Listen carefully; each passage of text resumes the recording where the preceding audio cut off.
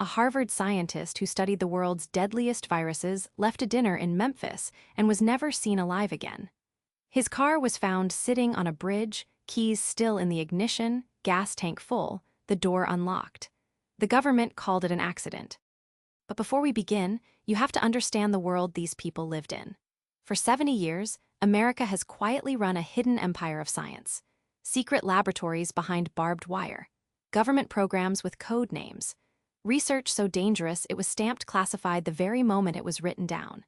Every man and woman you are about to meet worked out there, at the bleeding edge, in that narrow place where discovery and national security blur into one. It is the most dangerous ground a brilliant mind can ever choose to stand on.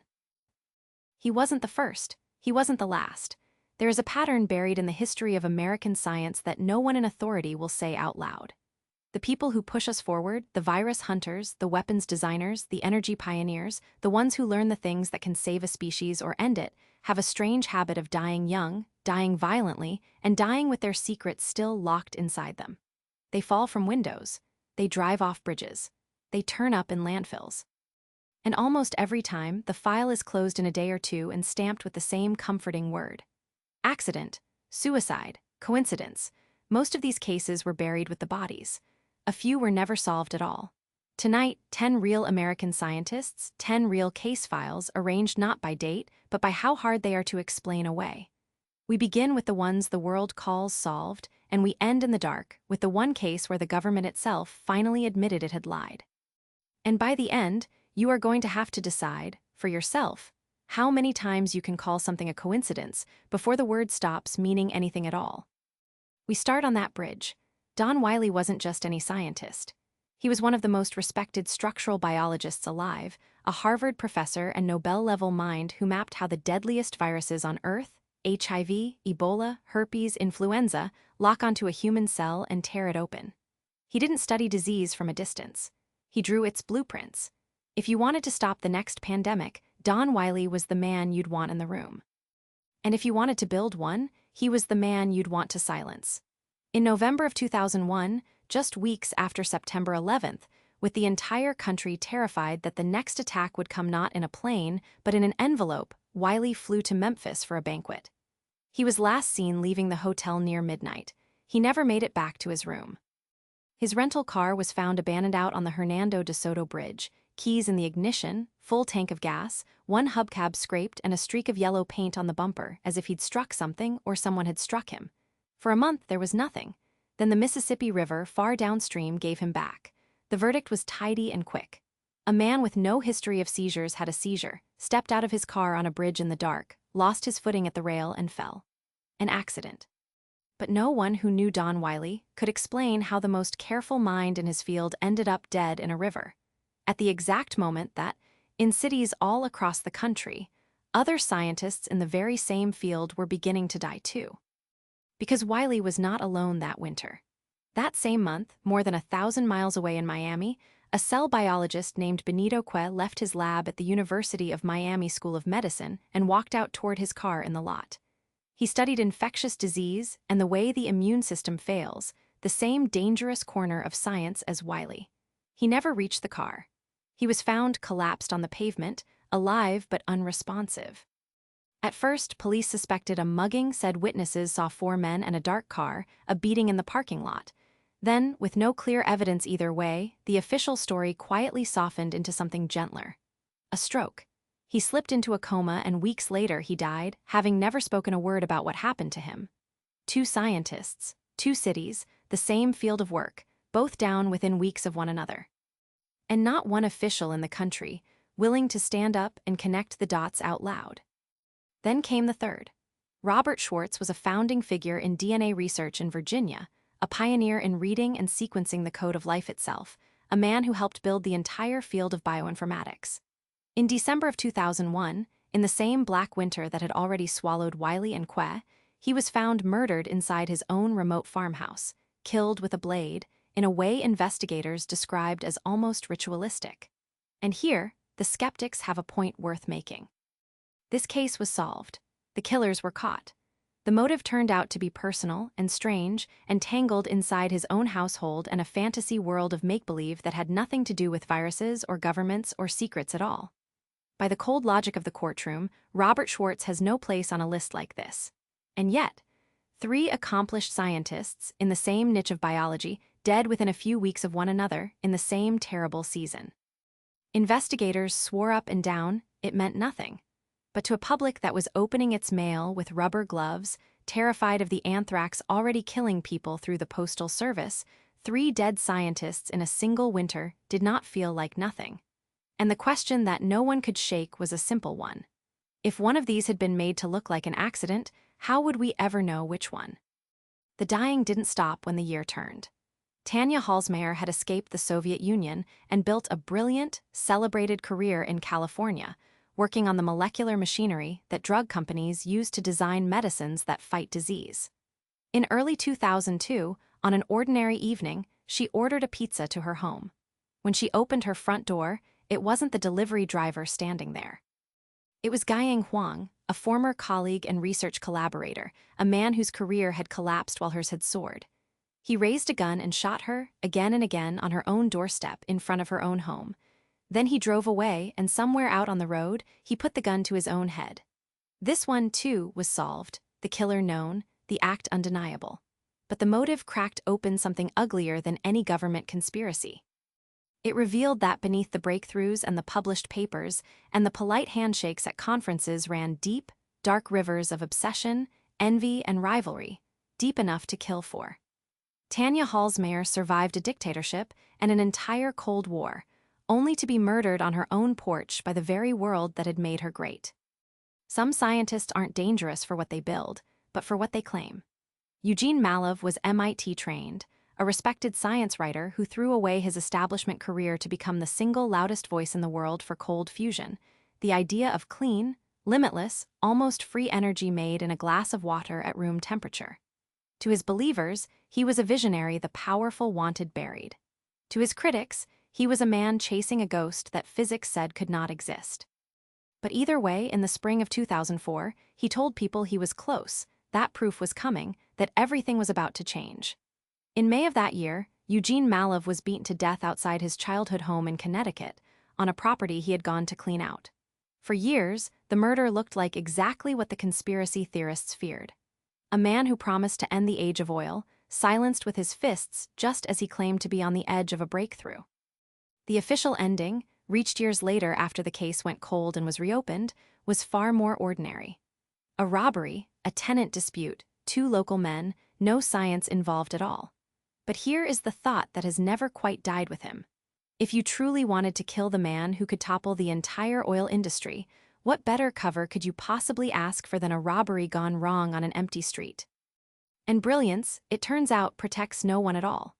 Suzanne Eaton was an American molecular biologist of rare and shining talent, a senior scientist at the prestigious Max Planck Institute in Germany, a black belt, a mother of 2, a marathon runner, beloved by everyone who ever worked beside her. In the summer of 2019, she flew to the island of Crete in Greece to teach at a scientific conference. One bright afternoon, she laced up her shoes and went out for a run along roads she didn't know. She never came back. For days, hundreds of people, scientists, locals, police, searched the island, calling her name. And then they found her, sealed deep inside the mouth of a cave, an old bunker carved into the rock during the Second World War, her body hidden far from any road. She had been murdered.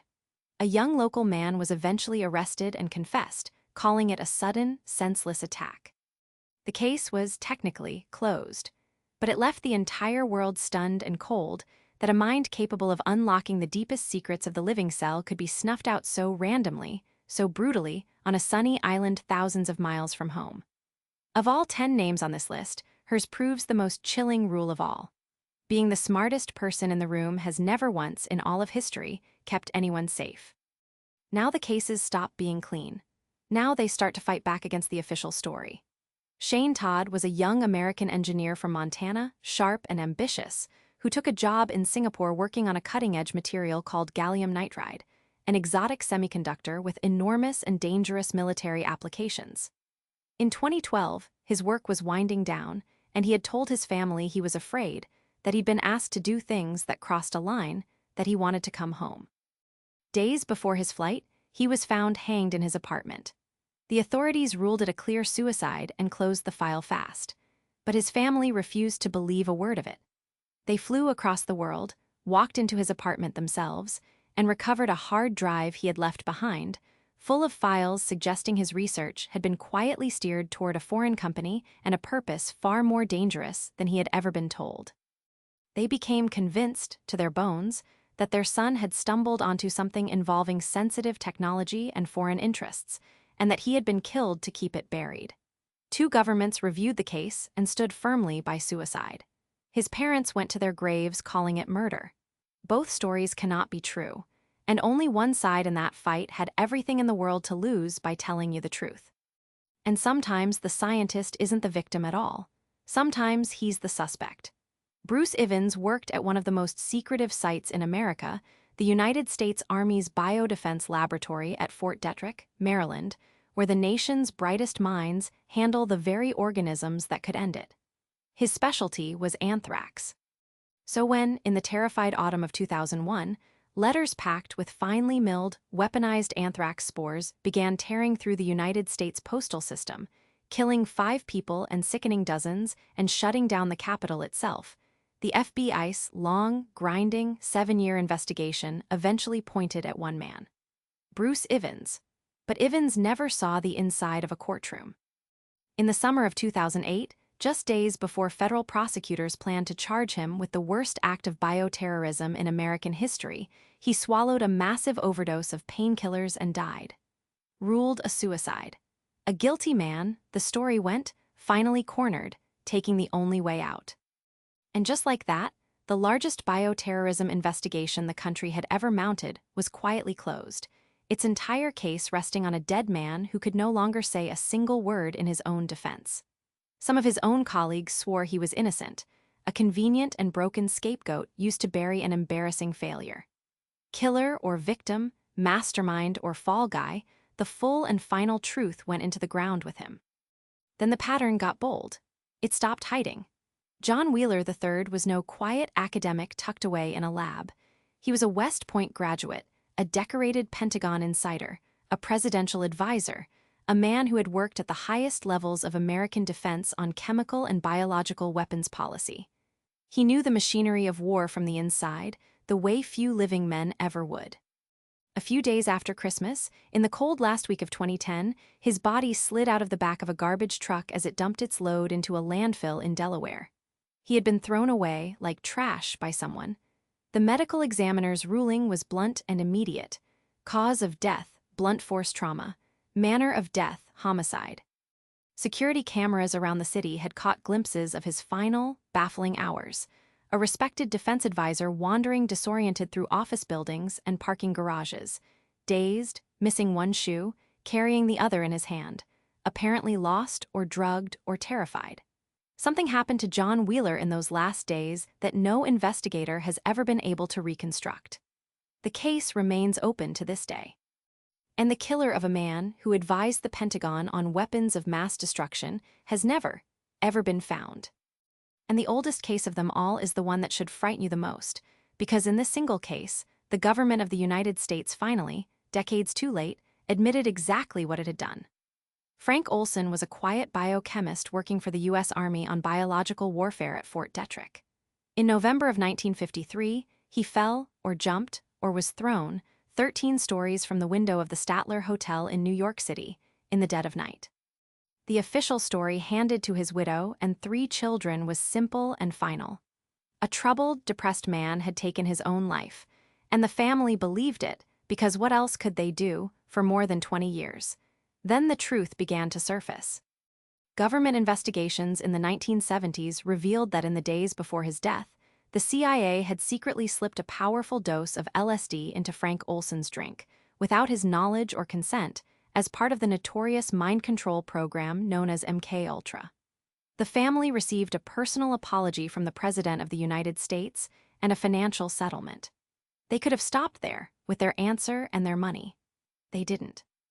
In 1994, they exhumed Frank Olson's body and had it examined by a forensic team. And what those experts found did not match a fall at all. There was an injury to the skull, a blunt impact that seemed to have been struck before he ever went through that window. The death was quietly reclassified from suicide to unknown. So here is the question that hangs like smoke over all 10 of these names, asked first and loudest of the very first man on the government's own list. Did Frank Olson jump? Or was he thrown out of a 13-story window in the dark to make absolutely certain that whatever he knew was never, ever spoken aloud? 10 scientists, 10 files, 70 years of American history. Take any single one of these cases on its own in the cold light of day, and it dissolves into something ordinary and human. A fall, a stroke, a robbery, a suicide, a jealous rival. And that is precisely exactly what the record will tell you. 10 unrelated endings, scattered across decades and oceans and continents, connected by absolutely nothing at all except the simple fact of the work these particular people happen to do. But that work is the whole problem, isn't it? Because these were not random, unlucky people who simply drew a bad card. They held the keys. The keys to viruses that could empty a city, to weapons that governments swear up and down do not even exist, to energy that could break the most powerful empires on Earth, to technology worth killing for. People who carry secrets that heavy do not often get to die quietly in their sleep. And we already know, from Frank Olson's own exhumed body, that at least once, the people in charge were willing to lie to a grieving family for 20 years about exactly how one of their scientists died. Maybe all the rest of it really is just coincidence. Maybe genius simply draws tragedy the way the tallest tree in the field draws the lightning. Or maybe, just maybe, there is a single dark thread running through every one of these 10 stories, a thread that someone, somewhere, will make very sure that you and I are never allowed to pull. So now it comes down to you. 10 coincidences, or one pattern that we are not allowed to name. Drop a red circle in the comments down below if you believe someone has been quietly covering their tracks for 70 years, or a white circle if you think it is nothing in this world but blind, cruel chance. And before you scroll away to the next video, be honest with yourself, just for a moment, about one single thing. Which answer actually scares you more? That no one at all is in control of any of this, or that someone is.